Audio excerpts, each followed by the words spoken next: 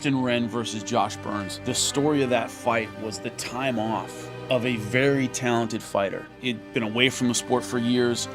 One of those guys, when he was active, when he was at his peak, was considered one of the hottest prospects in the heavyweight division. Talented wrestler, aggressive, well-rounded, well-coached. But the time off, the ring rust, the time away from the sport against Josh Burns, a guy who traditionally wasn't a very fast starter, we thought he'd have time to warm up, and he didn't. Burns came right after him, a guy I think was trying to take advantage of the fact that Wren had been off for so long. Wren handled it extremely well.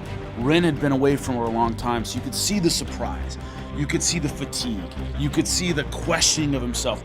You could see those times when things started working out and it started coming back to him.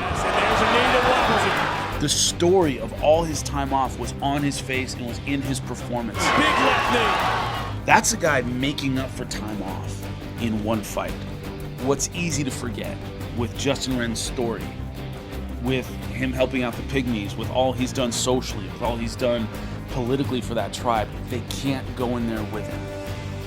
And the pressure of having a big story on your shoulders, everybody rooting for you, everybody reading your book, that's not an easy thing to carry into a fight.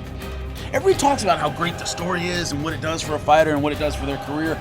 It's also a gigantic burden. You're not just fighting for yourself anymore. You're fighting for everyone who looks up to you. Winning that night was a big deal for him. People don't understand what he was carrying. He was carrying ring rust, and he was carrying the hopes and dreams of everybody he was fighting for, and he managed it.